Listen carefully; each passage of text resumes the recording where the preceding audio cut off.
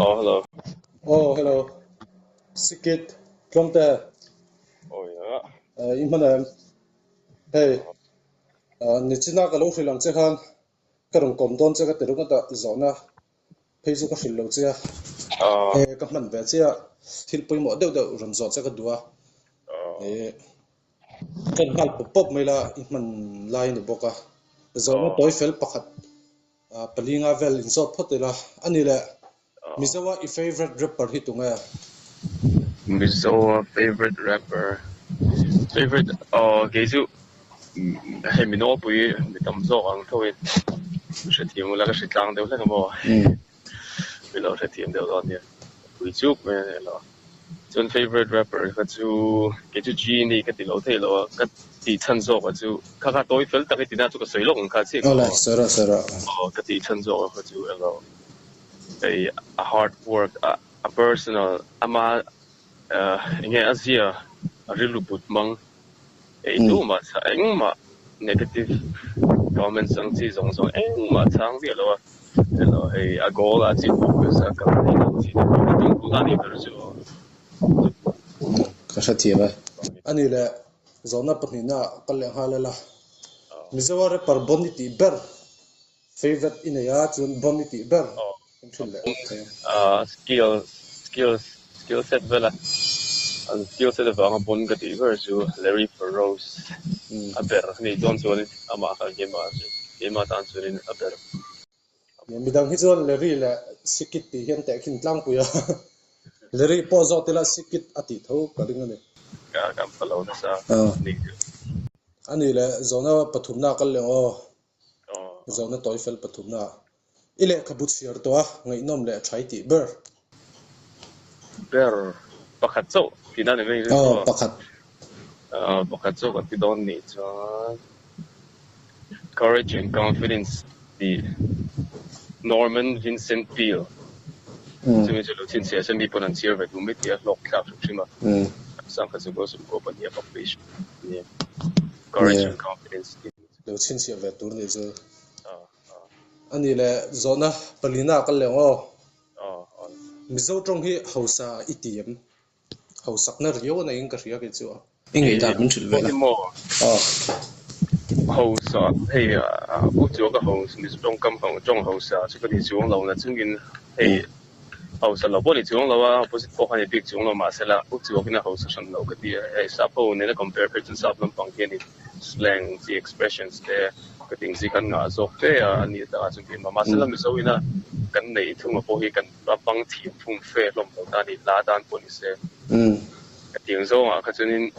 explore zir zian chak chu la tam zir zian chak chu la tam tu a hausal tu ka ti zong ha chung khami se chak chen mo ki pon chu ka tum ve na sa zir chiang ve na sa ni antirnan mitai ma deuh ni taila mizo tong zir uchuak la sap tong zir pe deuh uchuak deuh yom ta se mizo tong hi zir haran ti zok ta ringa ka ngai dan chu mo ani le zo sa Zawhna thu puya lu dong tulaya hey auto tune rapper lo la duai mai hi eng tiang hian he tiang hian lo rap ve mai se iti nge lyrical do in kal fik se iti an nok sak itiam nge lo om ve mai se Mizoram industry hin lo om ve mai se rap industry hin iti nge lyrical do in lyricist vat ta se iti zo auto tune rapper ti tar ma tak kai sim alo ka sa thiam tho tim beng mo alo asela mi na kan te sa dang ni chu ni ba ka ting ka chu ge chun le la ma se an kal ngai in kal se an du dang an kal se ka chu kan nun soi thei pia la ma ni ka se ma se la he mi sapo lo la tu mai sapo lo la kan hi mani line pi ga kan khen sin chu po ni sapo pia lo la adi khop mai kai dan chu ni mai tim beng mo mu te se rin ngai thak du zon te po dang ba chi na lo ni adi chi lo om ve se a tha tho mo an tuina ni ve music music hati rap lampang tu kan house na di bezel lo ma se sales lo adi chi rap sin tan mo ani le patni na chun mo tun lai lo lar thar hei lano pangteu te hian anni ai masa mizoram ta na hei ma lo la mo thei top tak zet lo chua ti ve trok ka hei mizoram ta na lo ti ve trok an chi tuna lo chuak tharang chi te hian an respect lo de witiam hei respect on ji hi an thre lo witiam iti ve thawan a then ka chu zep ni alo so i chunin mi then ka chu hei kan lo mu be le zeta social media chun til kal ko la ti gen trong kam che su le mo an ni na lo screenshot ang chi mo ai te kan mu be le dual se ta chen ka chu hei trong an lo tu ra an sui lo tu hin sui ba chi ni chung ka sia ma se la hei a zong ka ti chung lo wa chen ka ti ka an lo ve zep tro zeu zang yong pe chu na ma se la an ma ni po rim min respect ni chu a phu chu pek ni tu hin tok me ya ron ti tir pon is ma ni po ha bon le to creativity like skills bon le to kan ni chung ke pon ka respect don le to and skills kan nge an ma ni craft an ma ni an la zia te kan an thu kan sen na zong te karon la se ti respect he gain so ve ngai tro demand lo bin ti ter pa ngai lo ti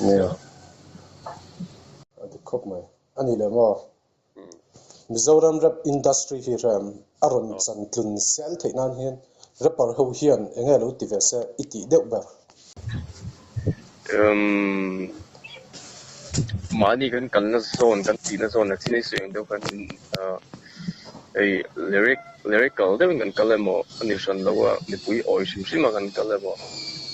kan kal dan sing po ni se hei nual mi lo ila tu na ya kan na lok le no mo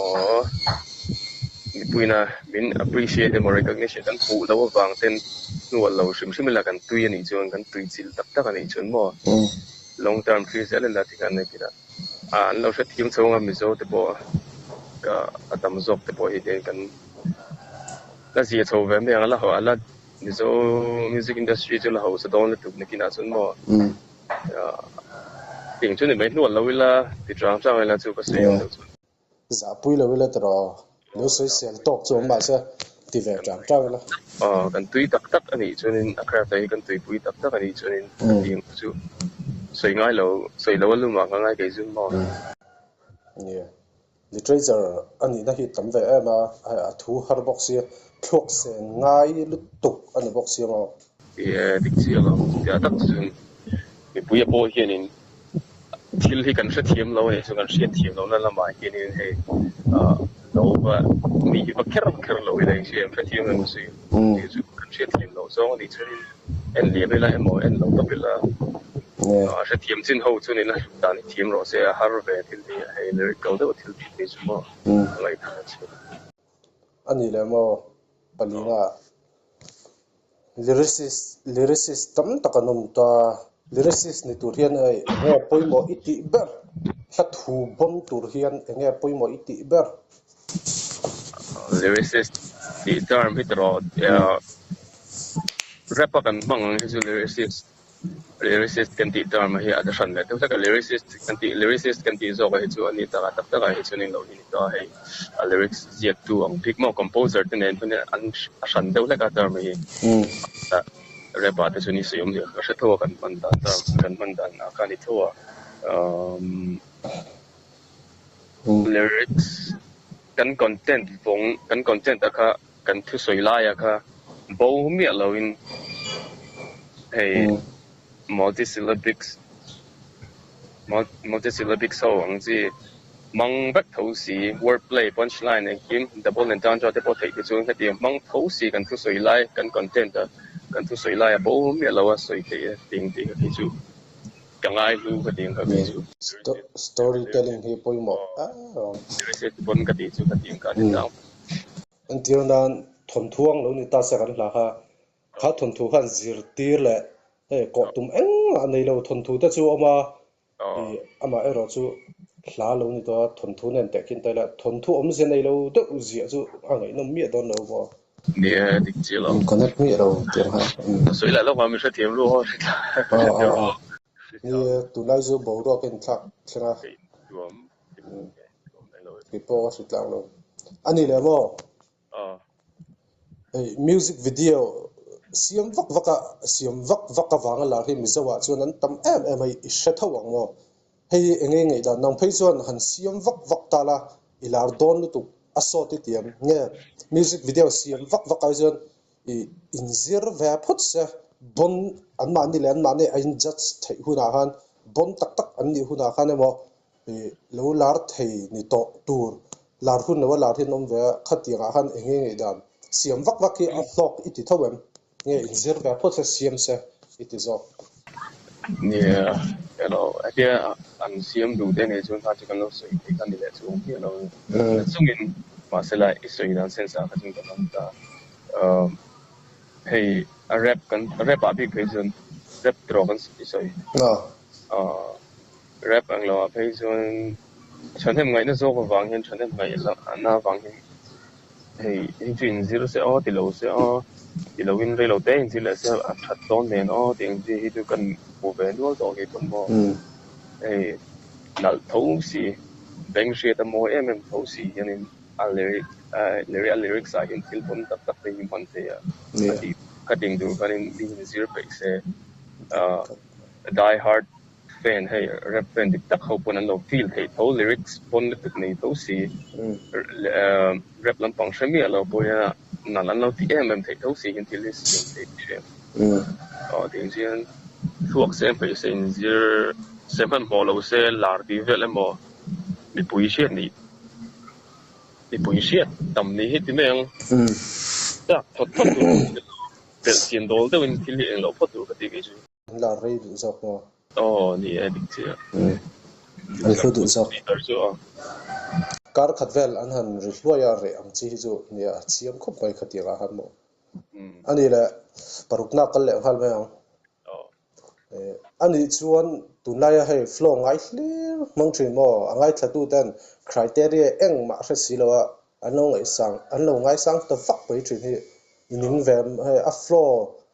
anal chuan na bon an ti deuh top thin hi engei dan a flow lo nal em ta a hla thu chik mi loin hlan lo siam ta a flow ringa segare de tu ngemo hei mambul dewin anrong kala angai thatu ten hra thiam bang siloin hei chu va bon ve nal khop maya an ti ronga ta flow wang khan khatiang ha engei dan ining em nge entia han ti turga entia han har chu tir turga ti ha engei dan ami pui lam tong chilo ti ami pui ho lo ami pui nan lo don son dan chilo ti hello and delivery yeah mi pui dia rap lam tong le rap tol thung akal mong eng ma man lo dan sunin beng shia ta moi deuh ha dia ron mi ron hit kal hi chung be ya be ta ka tiang ka chu lo pon em lo ti lo mu san riong chi ni chu ka tem le tu big chu lo ma sala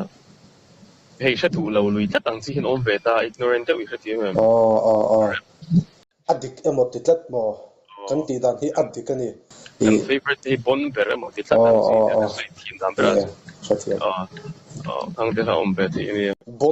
bon nan te dan hi dik lo ka ti ka chu hei bon te dan hi ein ang deuh tur ani mo bon ti zong chu ein ang lo mai thea hlathu moi ti zong chu ama ro chu bon kan te dan hi anol pin ein ang tur ani ka ti chan chu midang ina a flow wanga bon an lo te ang chi te va mu sit wang ni mi loin personal deuh mai thea ka ron sei lok nga a ming han sei lo la yang fela te enter a bon lo ka ti mi lo mo a thiam lu tuk hei mi pui du zong a thiam lu tuk ama ro chu bon ti zong a chuanin a bon thowa ama ro chu lyricist chu ni mi lo mo khatia han an judge dang kha dik lovin ka ria chu tiang vel chu ni ni ve ni ni pui hian in thil she thiam ka tu ni kan nal kan ti na zong te hi apa bel chiang tak tak la bel chin dan o ma re pani chun dan le dan ti la dan chun ke lo na chu kal mang ani ne eng chu ka ting chi ha ate na big tu te an nei sa ve ka ka ting mà xem đi cái sợi chuông có rồi thì lâu tới bên mi lâu là có lăng thì nào không anh lâu là coi về thấy sự đó anh lâu là coi về thấy sự atu mai personal doin tu ma kan ba sai chen so ani chuan kha zum kha di phot ro so nakina alive te pon pot kai sang te pon kan lain kon tak tak na tu na chuan in hei kan nei thalo tu ka i zo na po ha ka zo na chan se po ha 100% a thalo tu midang a hrelo te lo hriat nan mo kaya a ka tan chang tai ni tu tu no sa thiam no ta chu jin bang no ta to ho se bi ma ka chang chung bun ani la hun nuam do ni hmang don nia kalom ni tu ko pin bele zel don nia oh la la peace out mm pots